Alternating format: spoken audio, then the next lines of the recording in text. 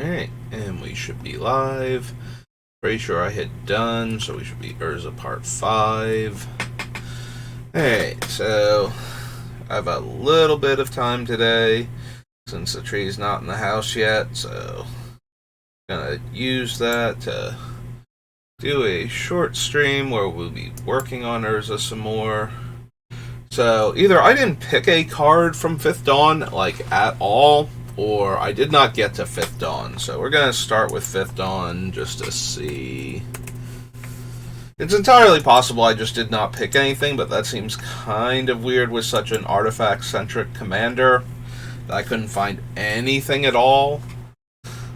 Right shoulder's killing me today, so if you hear the scrunch, that is my heating pad resting on my shoulder, and occasionally I'm gonna try and lean on it a bit to really get that warmth going through it. Hopefully relax the muscle a bit. Entire spells or abilities, no. Do not need a 3/3 that dies to give me 3, or a 2/6 reach, or any of these terrible sunburst creatures, or terrible sunburst and terrible modular at the same time. Like a double whammy. Search your library for an artifact card with converted mana cost 1 or less. Reveal that card and put it in your hand and then shuffle. I don't think I'm going to have quite enough artifacts for that. Creature comes in play, gain life, no. Turn target artifact card with mana cost 1 or less. I just said I don't think I'm going to have enough 1-drops for that, but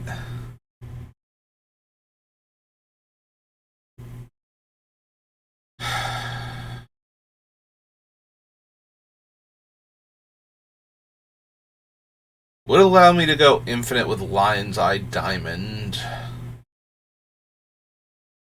to keep activating Urza. I would need other stuff going on in order to want Lion's Eye Diamond in the deck, though. But if we can get to that point, then maybe. Yeah, I don't think I'm going to have enough equipment for that.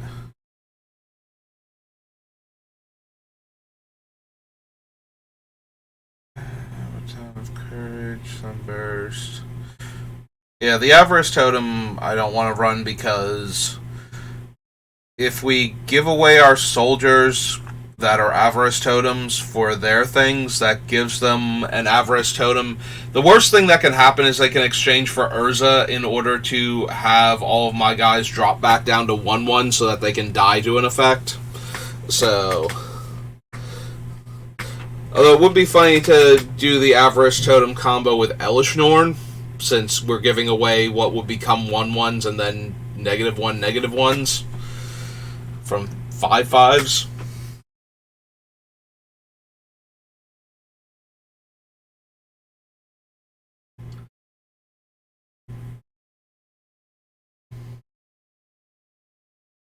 And don't want Baton. Whenever an artifact comes into play, untap it. Meh. Doubling life totals, take an extra turn. Twice a creature, deals 1 damage to target creature or player. Whenever a creature comes into play, you may untap Blasting Station.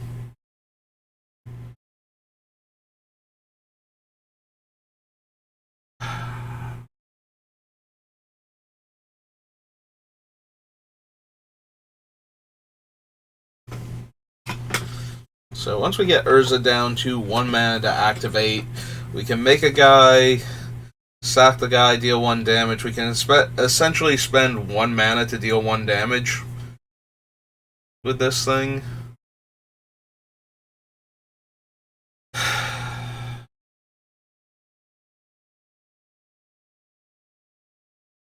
Yeah, I don't think so still. Affinity for artifacts and untap all artifacts. Yeah, by the time we're casting this, we should be casting, like, actual game-winning spells.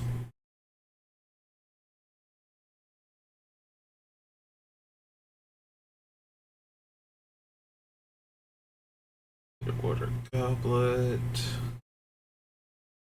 No.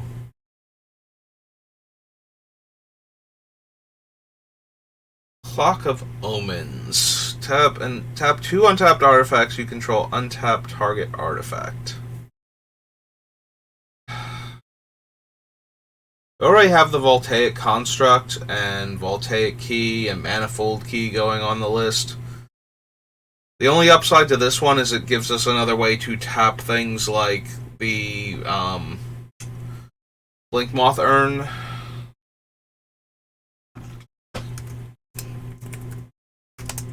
Hey, we'll add it to the list and then we can cut it later when I realize we don't need... Yeah. Indulge me for a minute. I don't need the details of the card, I just need the... And that's not 3, it's 4. That'll help me later. Like 3 in white for a human soldier, 2/4. Yeah, I don't want to put the entire text here, but if I have their basic stats... I've been mostly doing basic stats on like all of the other ones because I can usually remember what they do. Not so much with things like Soul Scour. Memnarch, I have trouble remembering what his activation costs were, so I put him down. But for the most part, I just need the actual, like, casting cost and, you know, creature types and whatnot. I usually remember what the card actually does off the top of my head. At least long enough to, you know, I can put it on this list and not have to worry about it if I don't have time to do that. Later on, when we get towards the end, and it's like, oh, I have none of the game text for any of these things. What do they all do again? Unless you pay its mana cost, no. Door to Nothingness, no. Because we can't. The amount of type of mana in your mana pool. Artifact creature, put a charge counter on target non-creature artifact. Oh man, that means we can't put charge counters on our clones of things to give them more charge counters with that effect. I don't think I need to skip my upkeep. I don't think I've got anything particularly bad going on during the upkeep where I would want to skip it.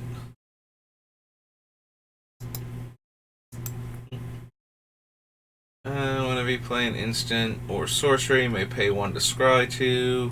No. Counter from target permanent. Meh.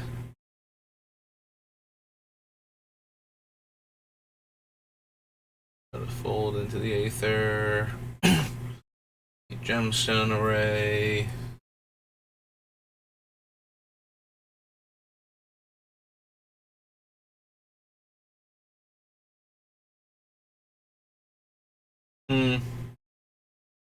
With the things that we have that reduce the casting cost, or casting cost activation. So, the rocket launcher you couldn't use the turn it came into play. And there's another one that's similar to that. This is the one where you spend the 4 mana and then it's in play and you can start activating it immediately, and the drawback is that you wouldn't have the mana. But if we clone this with Urza and we have anything that's reducing the activation costs on abilities, the Urza will cost that much less, but also the cannon will then become spend our remaining mana, deal that much damage in 1 point increments to any target. Yeah, okay. I'm down for trying that at least.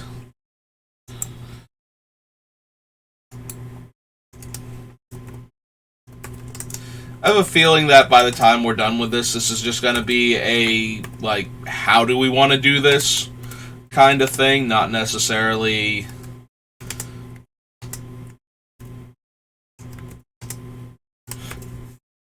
like all of these cards are going to work well with Urza, so the question will be like, what are the actual things we're doing with this deck, and how do we make it happen more often?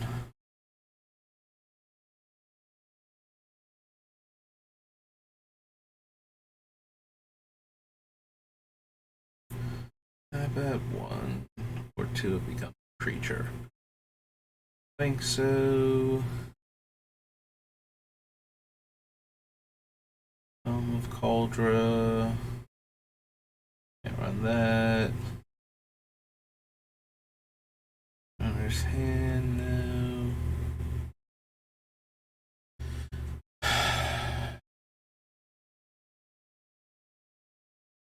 It's very tempting to run cards like Croc Clan Ironworks because we will be able to generate infinite things at that point by sacrificing our creatures for 2 and having Urza down to 1, and therefore we just go infinite.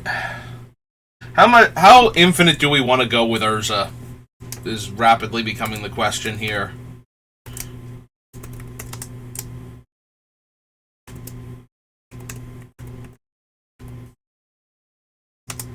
Like, Urza is so easy to go infinite with at this rate that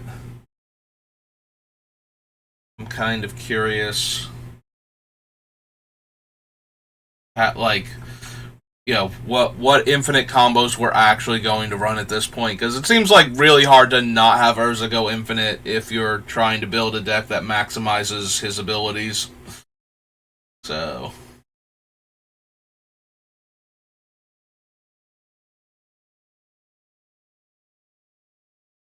this from your graveyard to your hand.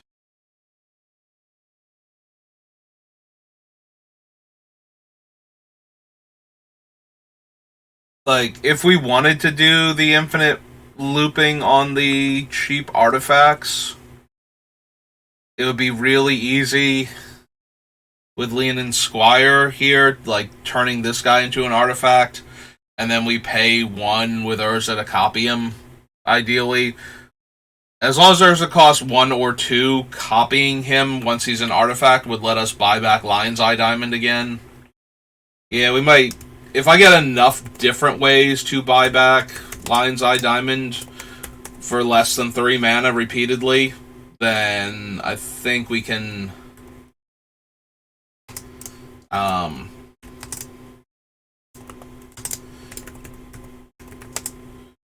I think we can actually go back and add Lion's Eye Diamond real quick. ETB, regrow, and art with CMC 1 or less. Yeah, just to help me out, especially with all the other stuff I'm going to be doing over the holiday season. Oops. Yeah, normally I don't like to take the time to add the game text or anything, but this will just make it easier on me in the long run. So our 11-drop affinity for artifacts. Artifact creature spells you play have affinity for artifacts. I feel like by the time we're anywhere close to putting that thing into play, we're already infinite and don't need it anymore.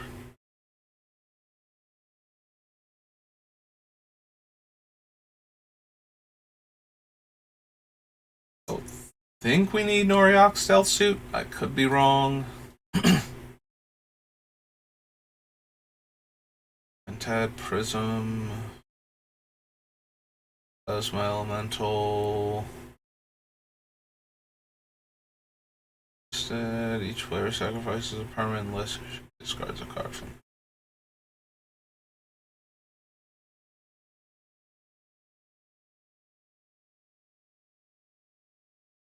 Rakshasa Golden Cub. Relic Barrier again. Destroy all creatures that dealt damage to you this turn. Player returns all artifact cards from their graveyard to play. I hate running living death type effects where I don't have the level of graveyard manipulation I want to make sure I don't accidentally ruin everything by giving my opponent back the one problematic card while doing all my cool stuff. It doesn't help to get all of my artifacts back if I give somebody their O-Stone back also, or something along those lines, so...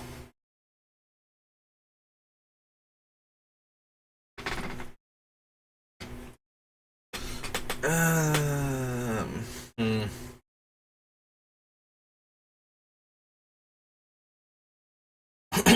That being said, being able to get back all of my artifacts might be a thing that I need, so we'll just add it to the list.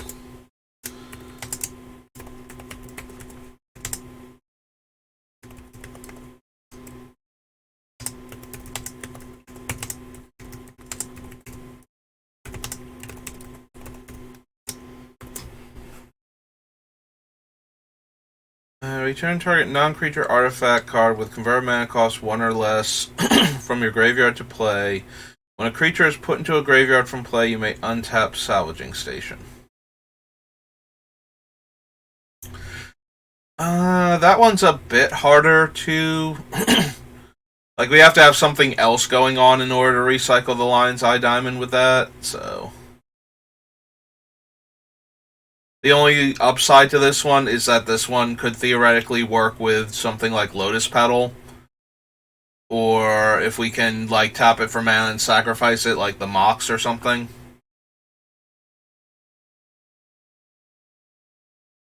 Yeah, I don't think so. I think that one's a bit too hard to loop compared to the other ones, but it's not impossible. That thing. Means a text will target spell or permanently replacing all instances of basic land type or all instances of one color word and entwine to do both. Alright.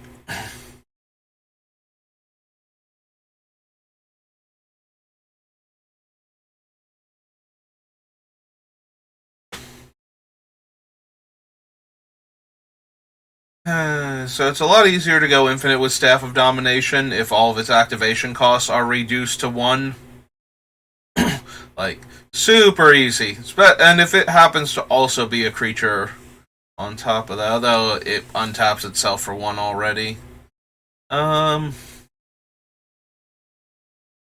being said, we already have so many other things to do with both infinite mana and reduced activation costs that we probably don't need it.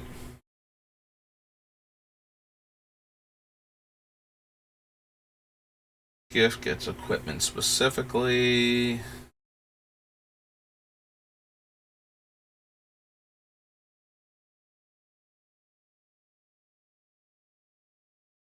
Oh yeah, move past the Sunburst creatures out of habit a bit too quickly. But yeah, it doesn't look like they're doing anything of note.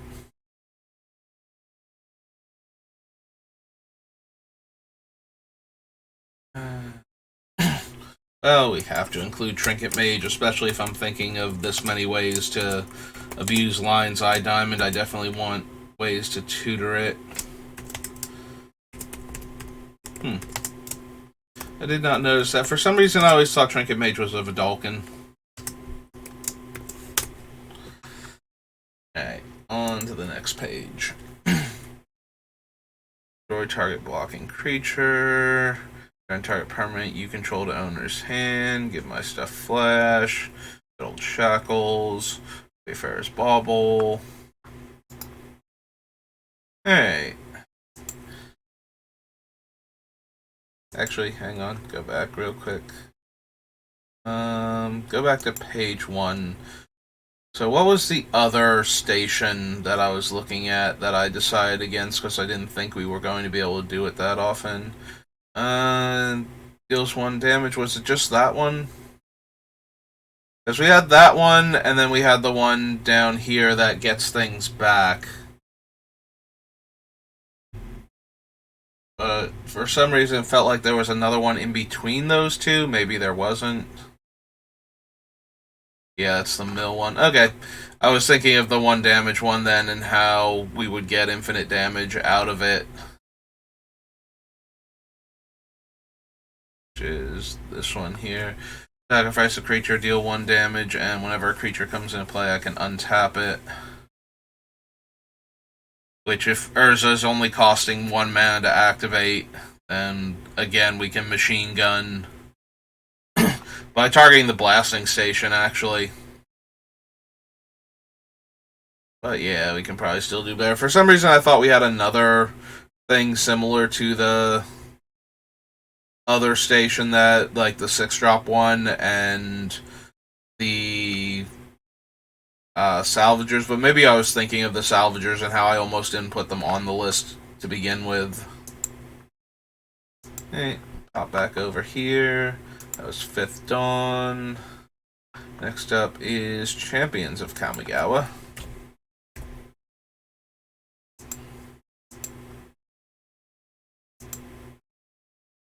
Alright, let's see what cool artifacts and other stuff we could theoretically turn into artifacts are in this set and worth the effort.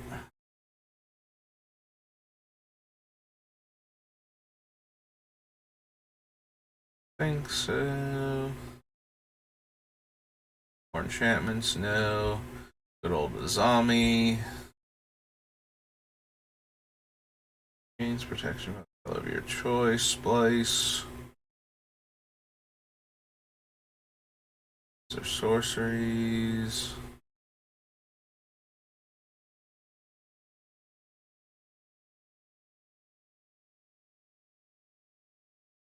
+1, no. Palace Deceiver, no. 3 damage, destroy all enchantments. Turn entire creature owner's hand and splice. Draw 2 cards.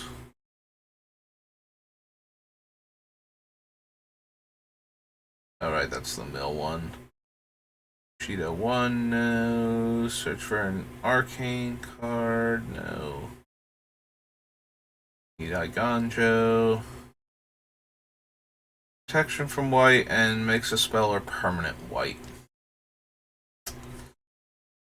Nah, I don't think so. Run all damage will be dealt by creatures this turn. So fog, got it.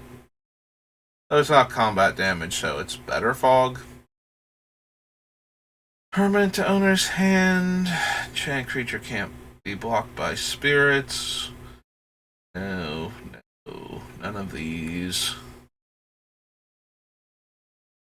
There's Ghostly Prison, but I didn't put Propaganda in, and I don't think I put Windborn Muse in either, so I don't think so. We have no maximum hand size. The arcane spell gives flying. Tap an untapped creature you control, target player mills a card. So play tapped, gives haste. Think so. No, don't care about Harsh Deceiver either. No, no to Hinder anymore. Yeah, it used to be Hinder was one of the more useful spells since you could stop a commander. But now that you can't, kind of don't care anymore. For the most part.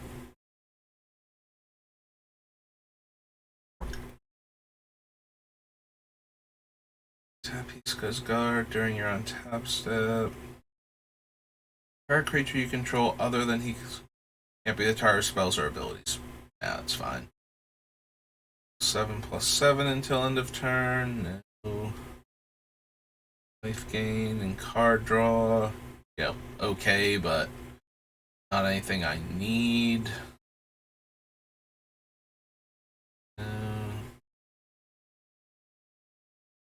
Soul Shift. More than one artifact during their untap steps, but I love all of my artifacts. It doesn't even shut off when it's tapped. White tap target creature. Samaru. 4/4, no. Journeyer's Kite, no. Draw a card, flips if you have 9, no. It's 2. Target enchantment. Action for the color of your choice until end of turn. Fields. Collection. Return target creature you control to owner's hand. I'm not gonna lie, Artifact Kiga being copied and just stealing all the opponent's things, mildly amusing to me. Although I feel like if we're going to do that, we might as well just turn like the one thief into an artifact creature. Although then we would have like 10 of him in play, and we would have to draw like 30 cards at a time, because we would definitely have all of our opponent's stuff. So maybe Kiga. I have to imagine if we have this combo going, we can either just not steal everything and be fine, and just steal the important stuff, or we should be able to start sacrificing things after we've stolen most of their stuff anyway. This is a 5 and a blue Spirit Dragon. 5/5. Okay. First strike Bushido, tap to tap a spirit, damage prevention. Alright, him again. Protection from spirits and arcane. Honda.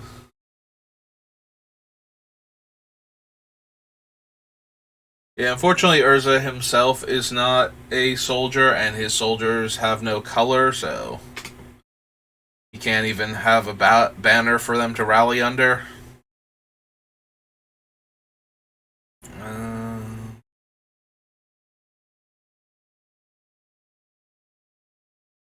Creatures you control may block. Yeah, no, don't need that.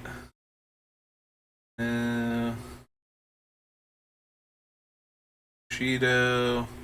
We're not going to be casting them, we're going to be copying them so we don't get their divinity counters again.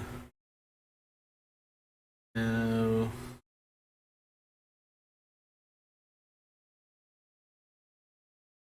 Thrilled with any of these so far. Missing anything right? No. Hatchery, no.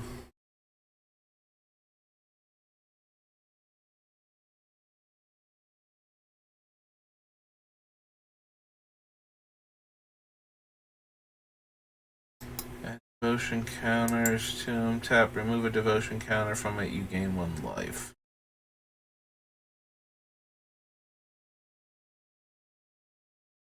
Or if 8.5 tails is in play, we gain life equal to the devotion counters on it. Tap or untap target permanent and splice. Destroy target enchantment.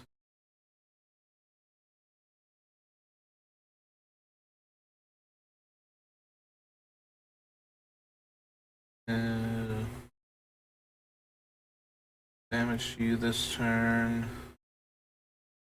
Card from the graveyard on the bottom. Lets us swap around life totals.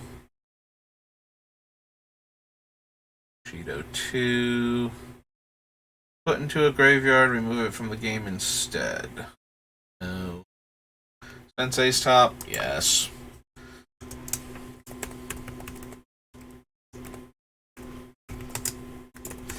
Love me some Sensei's top. Pretty much every single deck I make. Sift through sand. White Zubra. Spirit Arcane spell, you may draw a card. Still not good enough. Land here and draw a card, then discard. 2 less is unblockable. 3 lands to hand, bounce a creature. Either target spells or abilities this turn. Unless they pay 3. Return 4 lands you control to owner's hand. Discard your hand and draw that many cards.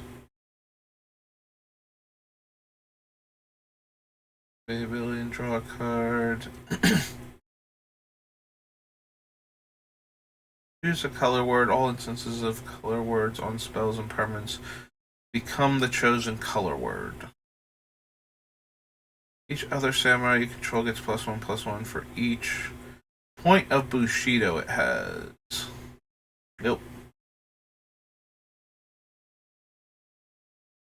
Dragon's Fang from the game. Put a 5/5 blue dragon token, except it's legendary, so our 1/1 soldiers trying to copy it wouldn't even be able to pull that one off. And that's way too many hoops to jump through to get non-legendary versions of the sword.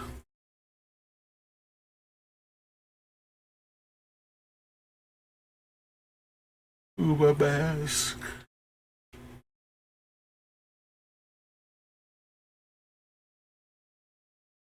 Fairy spells. Instant or sorcery.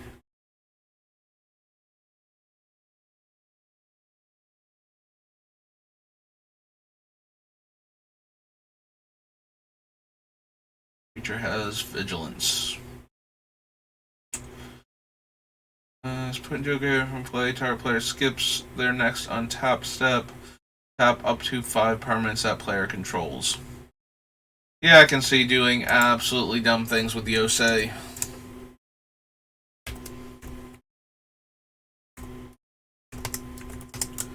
Morning Star. And the Spirit Dragon. These 4 white. Spirit Dragon. 5/5.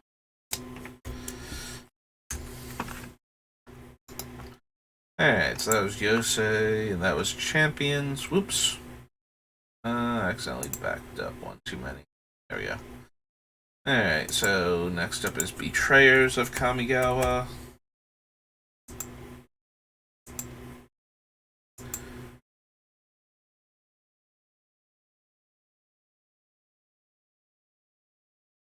Arcane spell key counter and makes 1/1s. No.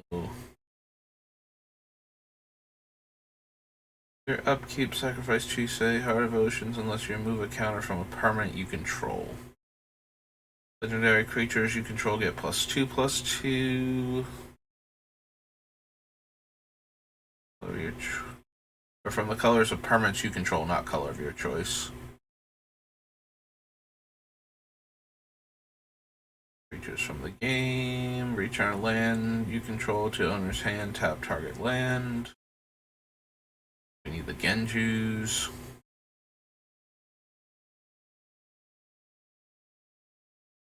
What damage would be dealt to and dealt by enchanted creature? No. Draw cards equal to its converted mana cost. Don't think so. To a player, you may search your library for a ninja card, reveal and put in your hand. If you do, shuffle. Yeah, I don't think so. Lands don't untap. Untaps a land they control.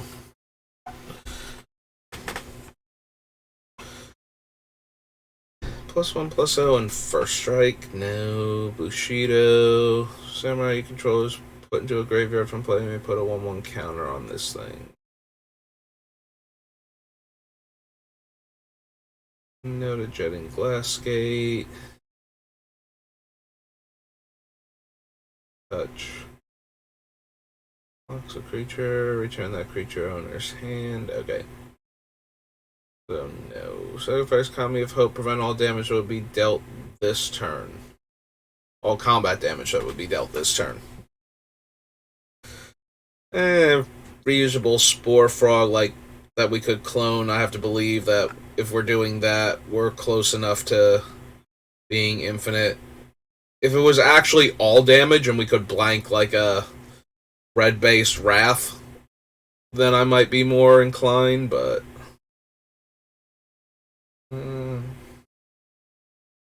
means flying. Blah. Dead is dealt damage, you gain that much life. And Soul Shift 6, no. Kira. Creature and each player this turn. Creature or player this turn. Entire creature with power X or less is unblockable this turn.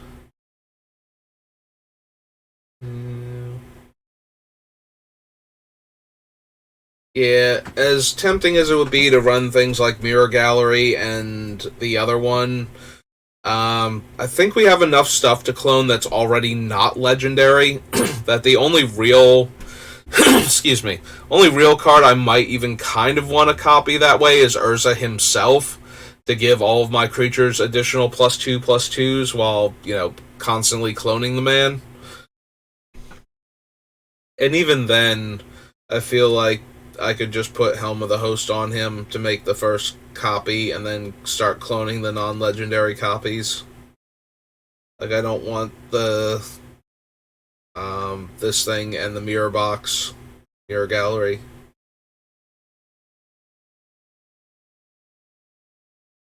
Entire creature you control gains protection from the color of your choice until end of turn. We can do that so much easier with like other things that we also have to turn into artifacts first in order to start making copies of them. So permanents come into play tap. Don't really need that.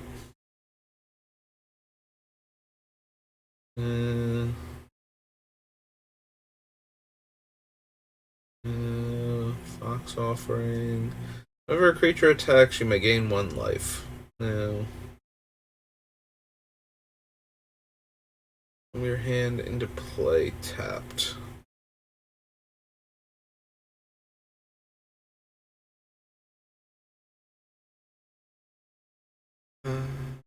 Return, no. Quash, no. Domain Baku, no. Artifacts and enchantments to their owner's hands. Absolutely not. That will just kill all of my tokens and make me sad inside.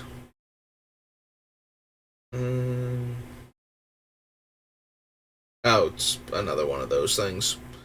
Yeah, I could not quite make out in the text box the word Glassgate from the angle that I'm looking at in the distance. I'm trying to lean back and press the heating pad more against my shoulder, against the back of the chair. It's not working out too well because the back of the chair isn't high enough for that, so I'm kind of slouching, which is not doing me any favors. Bushido 1. Yeah, no. No. Turn a land you control to owner's hand. Target player puts the top 2 cards of their library into their graveyard. Nope. Run damage. 4 cards from the graveyard into their library. The Stars is banned. This guy's terrible. Spirit Arcane spell. You may search your library for an enchant creature card. Reveal it. No. Tap or untap target creature. No. Destroy target artifact or enchantment. You gain life equal to its converted mana cost. It's sorcery speed. I think not. Like if I could turn my opponent's other thing into an artifact and destroy it and gain that much life at instant speed without losing the versatility of being able to hit enchantments also. Because I know we can do like Divine Offering or whatever, but that's not what I'm really interested in. To take up a card slot in our deck.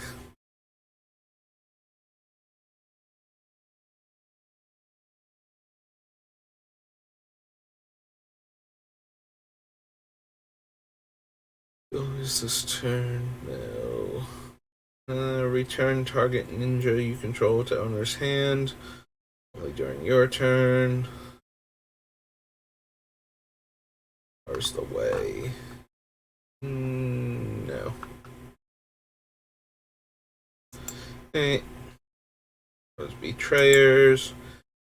And last and least in this case, as far as most people are concerned, Saviors of Kamigawa.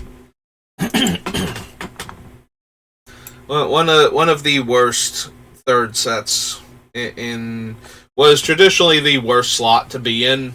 Like almost every time, the third set in a block was the weakest.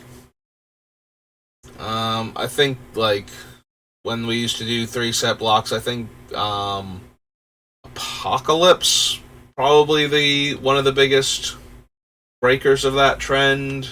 Um, and usually it's like even when the set is good, it's still worse than the other two. You know, like Urza's Destiny or something, where you did get good cards, but for the most part, there was only like a couple of cards that were on the right power level for everything else going on. Type of deal. Choose one: tap all spirits or tap all non-spirits. Well, that doesn't help me either way.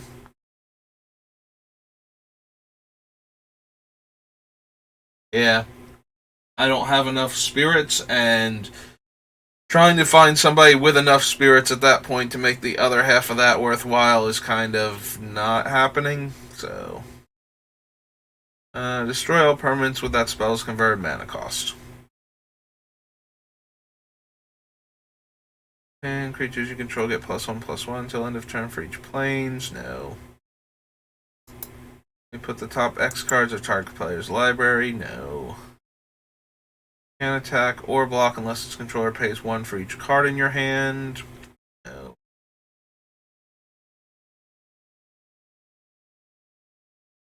Card. No. Permanent owner's hand. Descendant of Kiyomaru. 2/2 and has whenever this creature deals combat damage, you gain 3 life. Nope. Top X cards of your library, where X is the number of cards in your hand, and put them back in any order. No. Main spell, you may sacrifice Dreamcatcher if you do draw a card. No. Ebony Owl Netsuki. Yeah, we're not making our opponents draw enough cards that I'm going to be able, like, having an army of living Ebony Owls is not going to win the game for us, so. Beginning of your upkeep, return a white creature. No. No to the, are they epic spells? I was about to say eternal spells, but that's not what they're actually called. Can't run Areo or Arrow. Areo. Again, no the epic spells.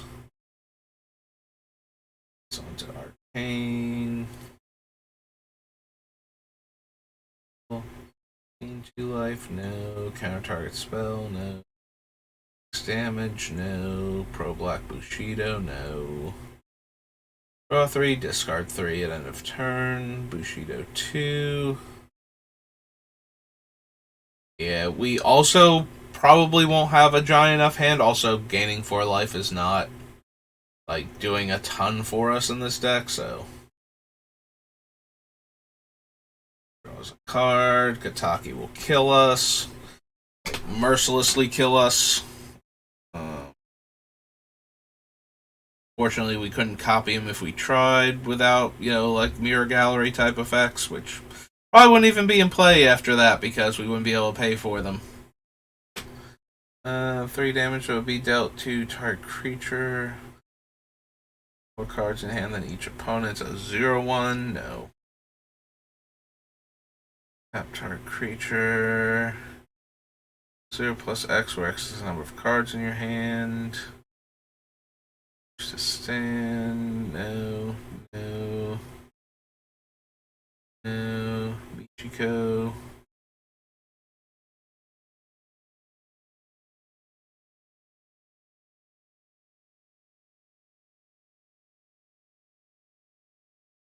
Uru, Defender, maximum hand size is increased by 1, no. Infinite or nothing. Maximum hand size thing. Opponent chooses one, put that card into your graveyard, the rest into your hand. Destroy target enchantment. Yeah, I think we'll stick with the Bird Soldier for an extra mana. gain flying in the relevant creature type.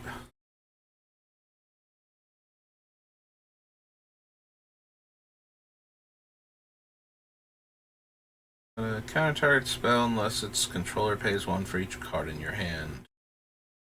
Counter target creature spell, draw cards equal to that spell's converted mana cost. For the longest time, I kept not realizing that Overwhelming Intellect could only target creature spells. I genuinely thought it could counter any spell and you just drew a ton of cards. And my brain refused to see the word creature in there.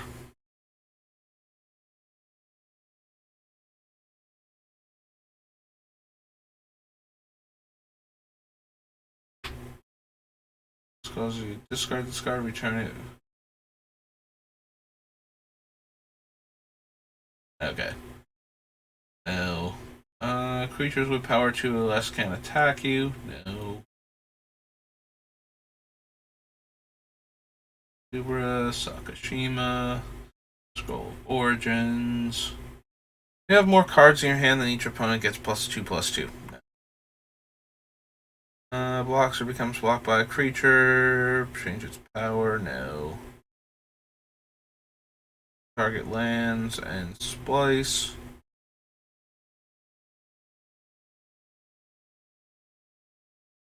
First strike. No. No.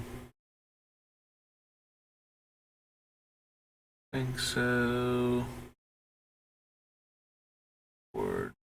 Vigilance, Soul Shift.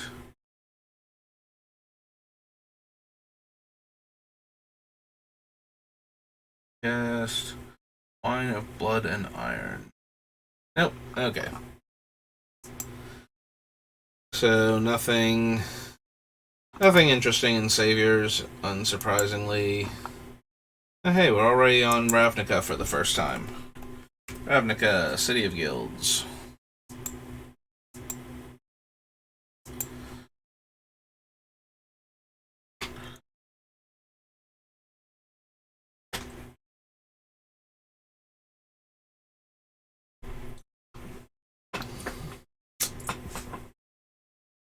I don't think we want the Aura Touch Mage, right?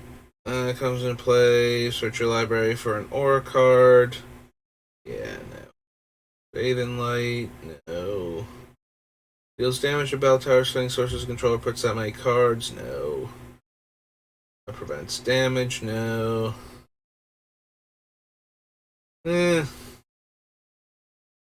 Way too much effort to get more than one into play, and then we still have to protect them from mass removal.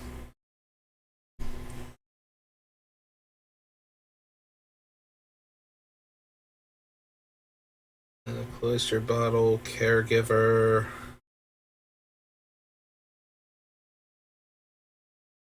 Or player this turn. Shuffles it into their library.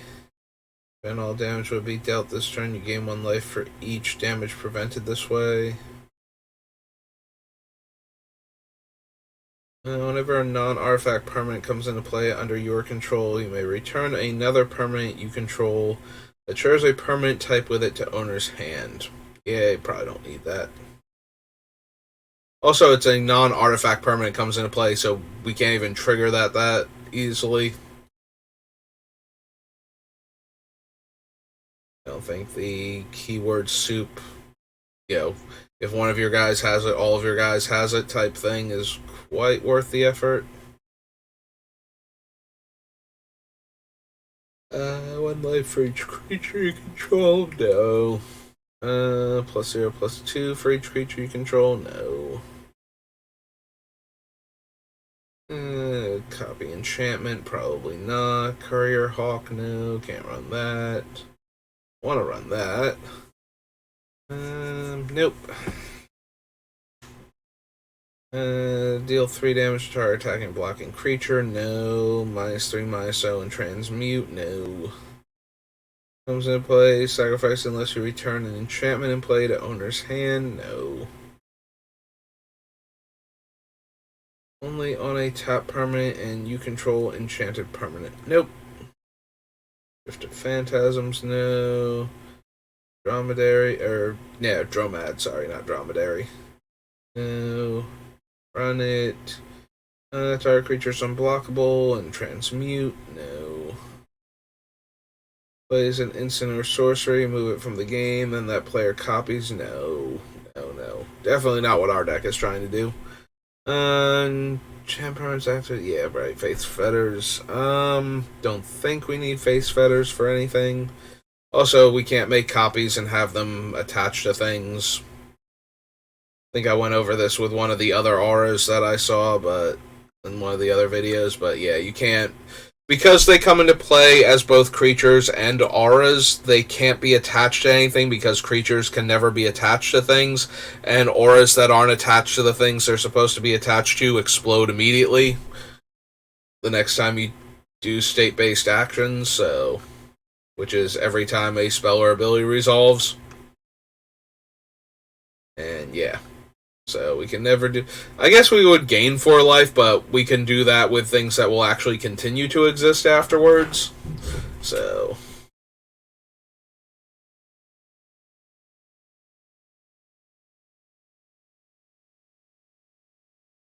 That's a copy of Enchanted Creature. Probably don't need that. Vigilance is on... Enchanted. Ghost of the Innocent. Source would deal damage to a creature or player. It deals half that much damage to that creature or player rounded down. Instead. Yeah, no, don't need that one. Glass Golem. On the Golgari stuff. Island Walk. No. Go to this thing. I suppose we do want Hour of Reckoning on the list. Unlike the Soul Scour, the Convoke on it makes it way easier to cast, and having to replay Urza is probably not that big a deal. Oh, there we go. We'll clone the Hunted Lamasu and make infinite of those, and then our opponents will get infinite, like... We'll have to give, like, them out to the opponents, but unless we can kill them right away, they will have the same number of 4/4s. This one will give them 5 goblins for every one that we got. That's even better. Induce Paranoia, because it has black in the text box. Retire enchantment and each other enchantment that shares a color with it. Not. And all damage will be dealt to creatures you control by sources you control. Card, then discards a card. Lands your opponent's control come into play tap. No. Strike Vigilance. Whenever the first non-creature spell each turn is played, counter that spell. So copying that does nothing. Because they'll all trigger on the same spell anyway. So there'll just be a bunch of 3/3 flyers. This thing would be a 6/7, but yeah.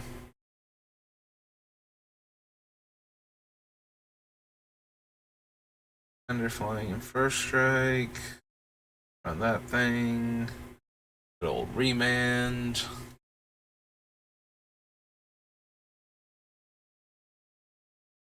Selesnya stuff. 2 flyer. Use to exchange control of target creature you control and target creature with power less than or equal to that creature's power an opponent controls. Nope. The player adds 1 mana of any color they control, or of their choice rather, that they control. 1 mana of their choice to their mana pool. No, can't run those.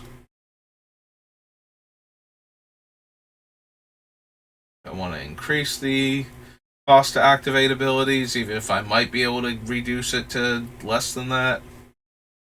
Also, once I've given other things an activation cost, the other things can't reduce that activation cost below 1, so... No. Temple Garden. No. 3 Dreams. No. Aquarian, yeah, no. Excuse me.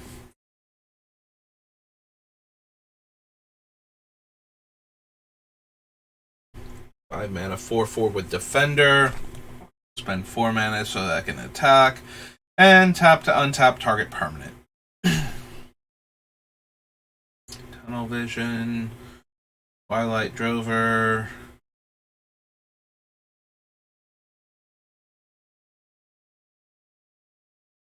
Put target creature on top of its owner's library.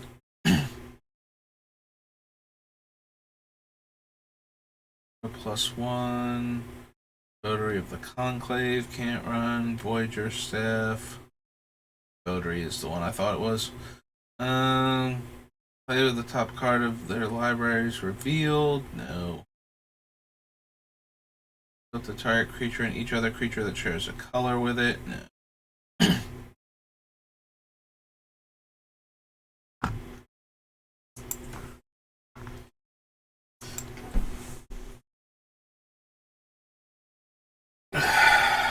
Alright. That was Ravnica, City of Guilds, and we got 1 card out of it. On to Guild Pact.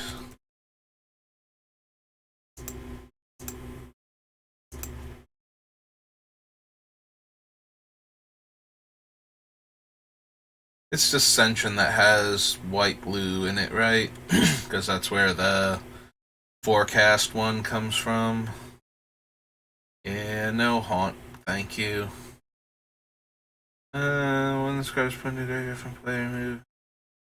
I mean, the tokens would still technically haunt because they do go to the graveyard and then get removed from the game anyway. Destroy target enchantment. Yeah, no thank you. I don't need my cool enchantments getting blown up while there aren't any other ones to target with my haunted creatures. Similarly, I don't need the Belfry Spirit.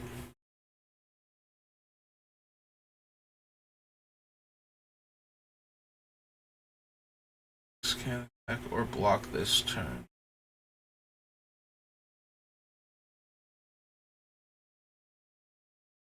Card, then draw card.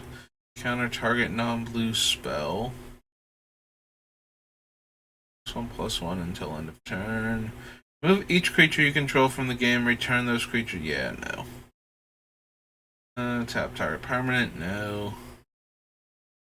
When it comes into play or the creature it haunts is put into a graveyard, each other creature becomes 1/1 until end of turn. No.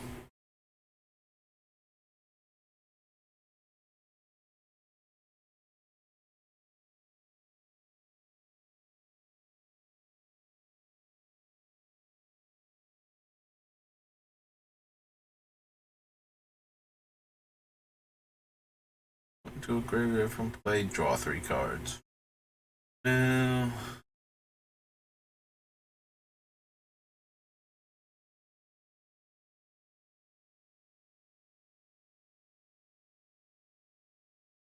Blue Leyline.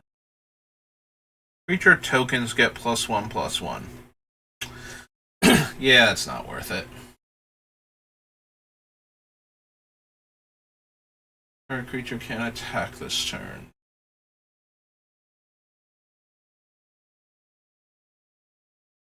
Yeah, Fracture, no. Can't that, no. Defender comes to play, choose a color, has protection from that color. And no. Repeal, no. Boonboggle, I think not.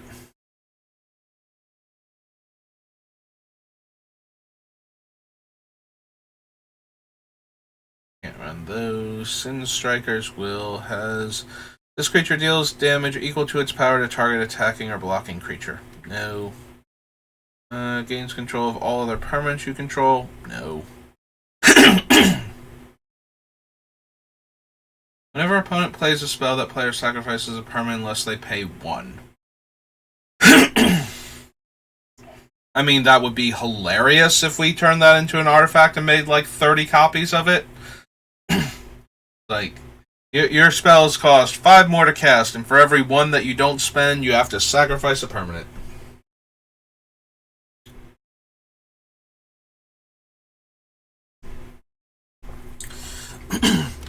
Yeah, as amusing as that would be, I think it's easier to just copy something like Resistance Sphere. Make their spells cost 1 billion mana that way, rather than having to turn the elephant into an artifact and then make, dozens of copies of that.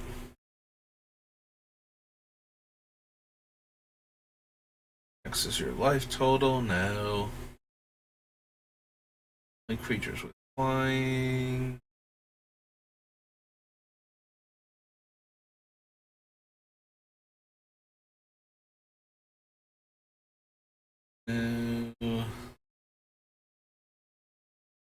Run it. Draw cards. No, we can do better than that.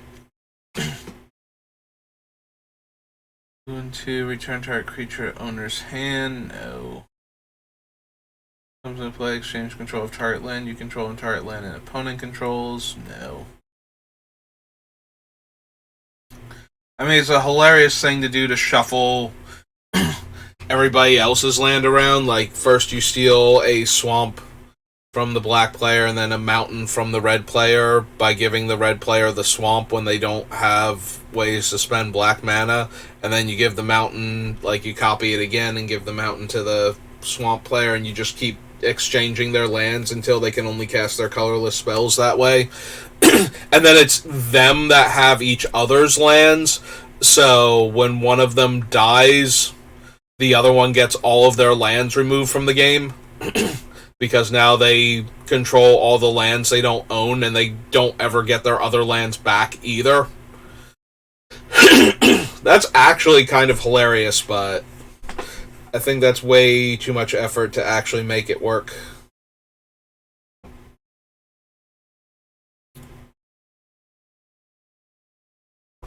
I just thought of something. I need to... No, not that. I need to see our Urza real quick. Just want his game text for a moment. Urza, sorry, Prince of Krug. Yeah, it should pull him up. Create a token that's a copy of target artifact you control, except it's a 1/1 soldier creature token. Huh. I did not consider that. So if we turn a thing into an artifact and make a copy of it, we can still target the one that is an artifact, but the copies will not actually be artifacts. I'm thinking that you would get like a 1/1 artifact creature soldier token, but they didn't add that it becomes an artifact creature soldier in addition to its other types. They just made it a creature because they assume that it's an artifact by default. But being an artifact temporarily is not a copyable thing. Kind of like if you make a copy of an animated manland, you get an unanimated manland at that point. If we turn something into a copy of an artifact, of a thing that's being turned into an artifact by, like, one of the liquid metal cards, then we will get a 1/1 colorless soldier. Actually, we would get a 1/1 soldier of whatever color it happens to be, because the liquid metals don't turn it colorless. And it would not be an artifact and would not get the +2/+2 from Urza. Huh.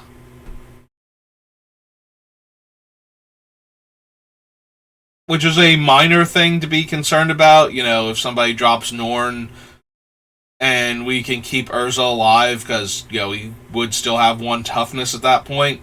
It would still kill all of the copies of a previously animated, or previously artifacted, like, training ground or something.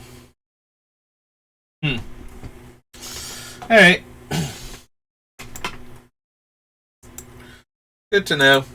Yeah, I just happened to think of that, because I'm trying to imagine all these Vedalken plotters, but we would have to, if we're gonna keep doing that, and we don't have enough land to do it all in one turn. We'd have to keep turning one of them into an artifact for that to work on top of everything else. And I was not really thinking about that when doing this deck, so that is something to consider.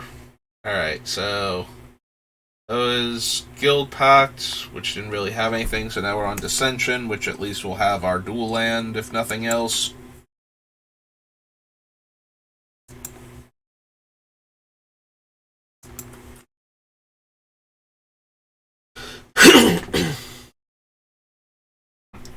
Yeah, I'm acting like once we make an artifact token copy of something, we will just have an artifact that we can keep copying, but that's not actually true. And while it's not a huge deal, it does mean that if they destroy our liquid metal cards, then we won't be able to turn the new ones or the old one into an artifact, and we won't be able to keep copying them forever. And that the tokens aren't getting the +2/+2 from Urza when we do that, so. Two things to take into account. Creature card from among them into play with, at the end of this turn, return this creature to owner's hand and put the rest of the real cards on the bottom of your library in any order.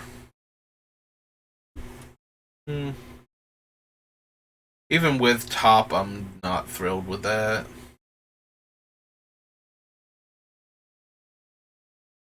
For Eidolon, prevent the next 3 damage will be dealt to target creature or player. Multicolored spell comes back to your hand. Yeah, this deck is mana hungry enough that I could see running Azorius Chancellery. Although, and I mentioned this when I was looking at the lands beforehand, there's a very real chance that we will not have enough room for all of these lands because too many of them will be non-basics and we won't be able to run any basic lands, and I really don't want to do that. Like, that seems bad. Don't want to run the risk of, oh, I literally can't play basic lands in this deck, or I don't have enough to get torn apart for that. Unblockable, comes into play, gain 4 life, comes into play, sacrifice unless you paid blue. Activate ability. Prevent all the combat damage to target creature would deal this turn, prevent all the combat damage that would be dealt to target creature this turn. No. No, I don't need a super expensive combat trick. I do have one in the Azorius Signet. I am, in fact, in the market for such a card. Deals combat damage to a player, you may untap target creature, and you can pump its toughness. Each of its colors, no. Colored creature this turn, and it gets counters, no. Bronze Bombshell, no.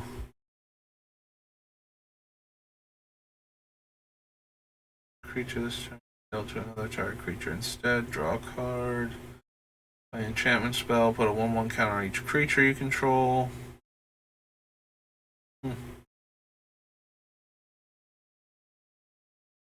Cards, put one of them in your hand and the rest on the bottom of your library, and then sacrifice it unless white was spent.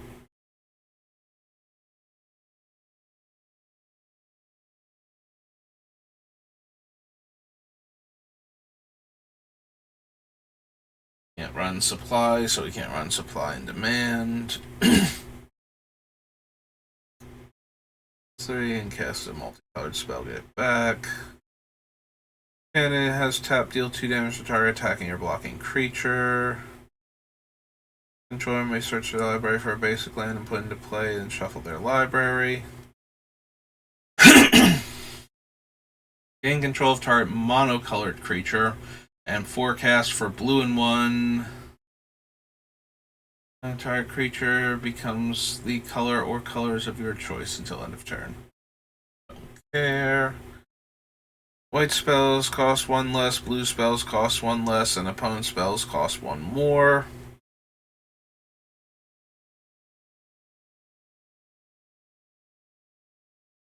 I mean, I think I'm running the white and blue talismans or medallions rather, because they are artifacts and I can clone them and make my other stuff cheaper. The Grand Arbiter, while he does make my spells cheaper and my opponent's spells more expensive, he's actually not doing anything the deck super cares about in the first place, so I think we can skip him. Action from monocolored. Destroy target aura. No. Pay 2 white or sacrifice it. The next time a source of your choice would deal damage to you this turn, prevent that damage. We have Hallowed Fountain, which we are definitely running.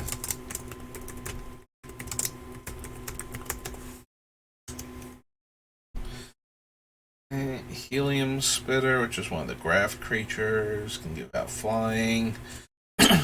Original Aspira. Deals combat damage to a player. Name a card. That player reveals their hand. Their hand reveals the name card. Search your library for a creature card with flying. Put it into your hand, then shuffle your library. Don't think so. Go to Mage Right Stone. To serve impediments.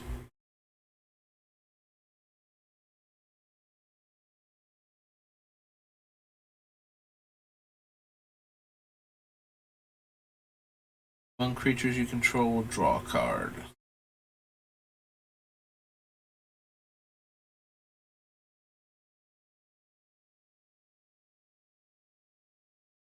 Spell, unless its controller pays X, you gain X life. Gain that much life. And whenever a target creature deals damage this turn, you gain that much life. Whenever a creature an opponent controls becomes tapped, put a shield counter on the Accord. Move a shield counter from the Accord, prevent the next 1 damage that will be dealt to you this turn. I can't run the Plax Manta. Unchained creature doesn't untap during its controller's untap step. Tap target creature. Prevent all damage a source of your choice would deal this turn. +1/+1 for each other creature with flying, and spend 4 mana to forecast it to make a 1/1 white and blue bird creature token with flying. This is the one that gets back tiny creatures. Creature you control is put into a graveyard from play. You gain life equal to that creature's toughness.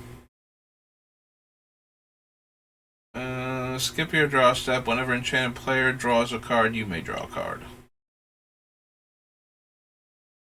Run those. Gain a life, discard a card, you gain 3 life. Untap all creatures you control. Deal Sky Hunter from your hand, draw a card. Meh. Fender. Counter target creature spell.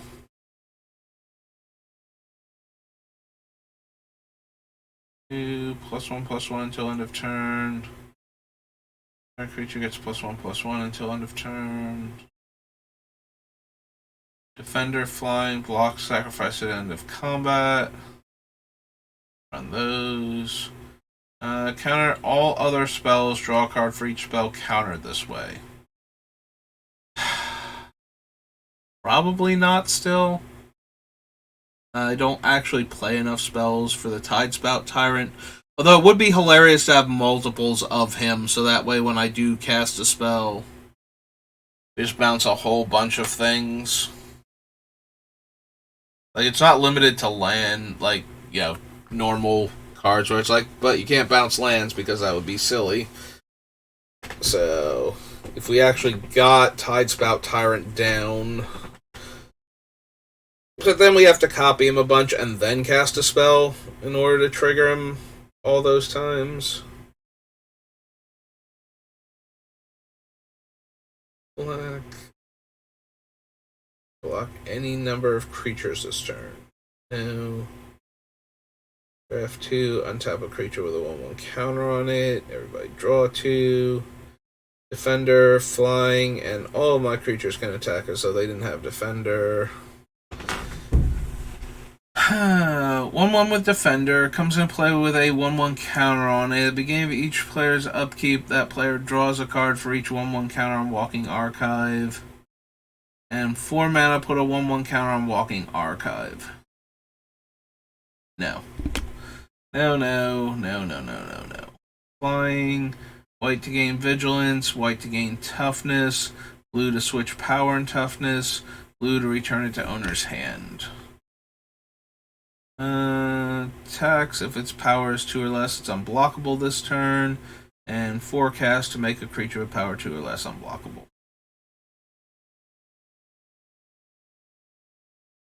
Alright, well, it's a little after 1:30, and while I do have some extra time today, I did want to do some other stuff, but I wanted to get a stream in because the holiday season is going to completely wreck my streaming schedule.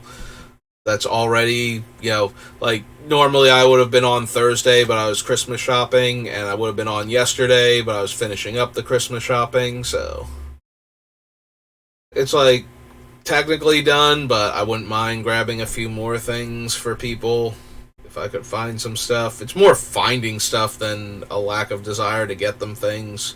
Finding something where it's like, yeah, no, they would actually appreciate this, as opposed to, like, if I had the option, and I know who I'm buying from, if they had the option, it's like, would you rather have this, or would you rather just have the money I spent on it? And if I ever look at it and go, the money I spent on it, I put it back. Because I would rather just, buy them a gift card to some place I know they're going to go than spend money on a thing that they're going to go, oh, thank you, and then set it off to the side and never ever do anything with it again. And I am the same way with things. Like, I won't shoot you down for it or anything for giving me something that it'll be, I will thank you sincerely, and I will put it on a shelf somewhere, and it will just add to the clutter. Because that's kind of what it does. And I might even appreciate it too. I might like that I own this thing now, but that's not going to let me do anything with it aside, if it doesn't have a function beyond being a cool collectible or something, then it just kind of sits there. So, and yes, like I said, I might appreciate that I own it. Some things I have that are just sitting in their original box and everything are things that I'm like, yeah, I'm glad I have this, but for the most part, it's way better for me if you get me, like, a cool t-shirt that I'm gonna wear or something, practical and functional. Any cards that I don't have 4 of already, that type of thing. Like, way more practical gifts. And if you can't find anything like that, money, gift cards, that sort of thing. Though I don't use gift cards very often because there's not a whole lot of places that I shop at regularly that would use the gift cards on. Weirdly enough, it would actually be like food store gift cards would probably be the best because that would just save me the money. And even then, that's kind of like, I will do that for people because, like I said, if I can't find something that would be better than the money spent, then that's what you're getting. But especially do it for people that I know that don't have a ton of money, and if you buy them groceries randomly, like give them a gift card for one of the local food stores, that's actually super helpful because you need food. So having a gift card so that you can actually go get food, definitely one of the more useful gifts. I mean, yes, it doesn't let them spend it on other things that might be important, like rent or something, but it also means that they can't not spend it on food, so, at least they can't choose to not get food at that point to try and make the rent money type of thing. Like now they have to eat at some point in time, or the gift card does nothing, and they can't use it for rent. So, which yeah, when I say things like that, it's kind of depressing, but I prefer to think of it more in the positive sense of at least you're not going to go hungry right away, and that is a very useful thing to give to anybody, even people that aren't like, unless they are very very financially stable. That's probably one of the better things you can give them because they're gonna have to go buy food anyway. So giving them gift cards to wherever they were gonna get food from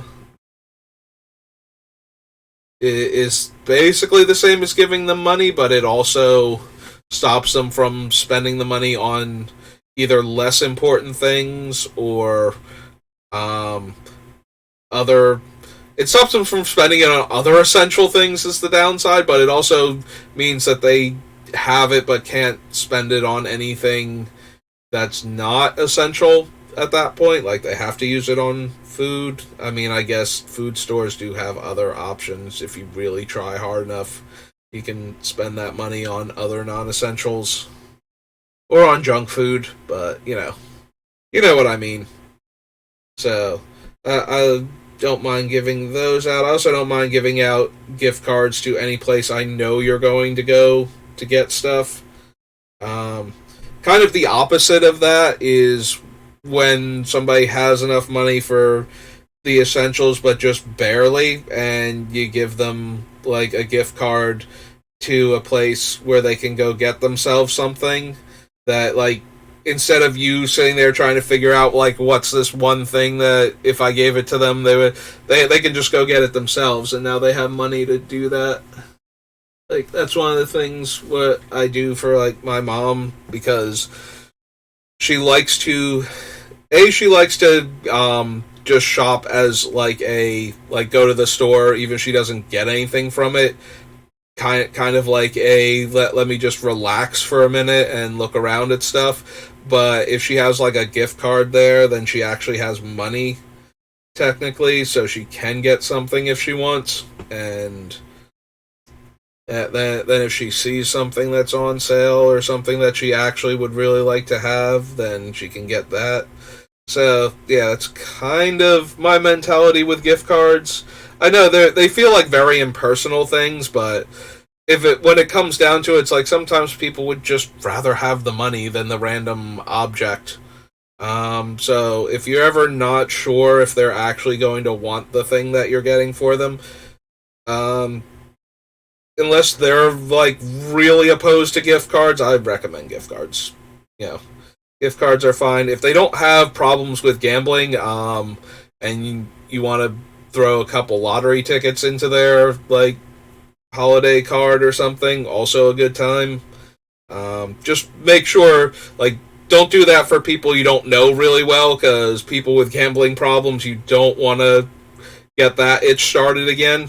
But by giving them a thing to gamble on for a hot second because the mentality with gambling is not the I'm going to keep going till I win. It's winning is the only thing that matters to the point where once you've won, you get a couple seconds of I won, and then it's followed immediately by, well, guess I'm going to go gamble some more.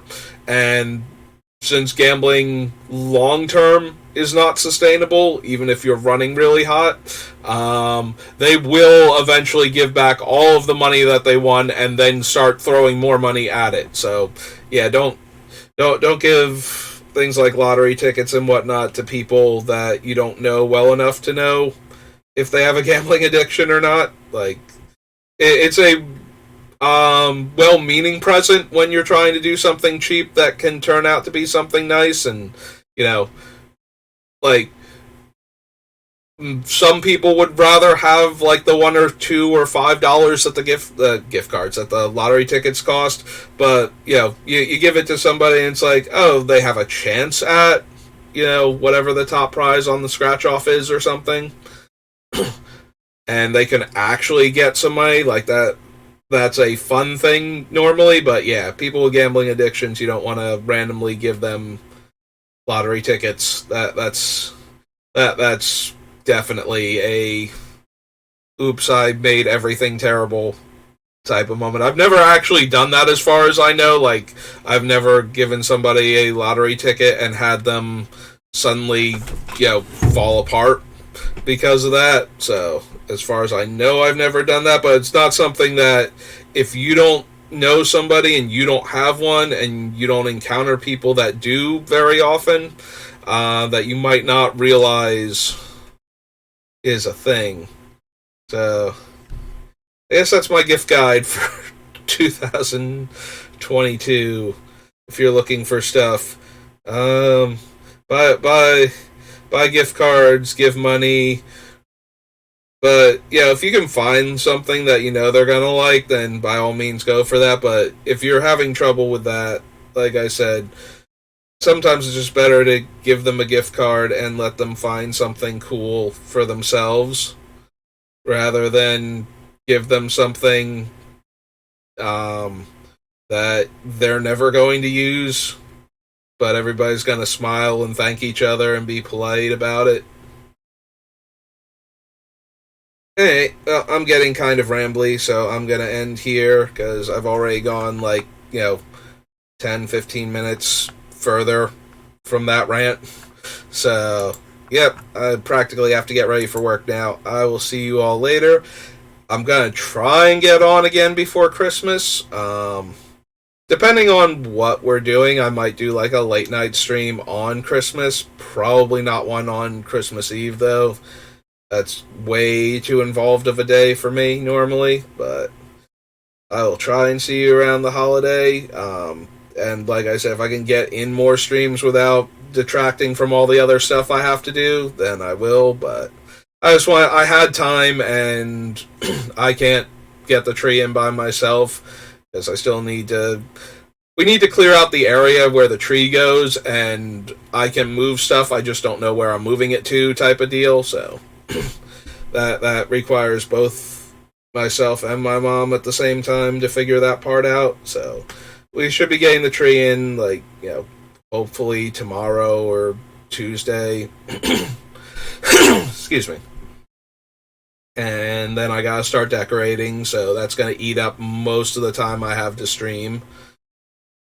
But I do want to stream when I can, just so that way I don't, drop off the face of the earth for a month as far as streams go. So this is what you're getting today, and we'll see what I can do about it in the future.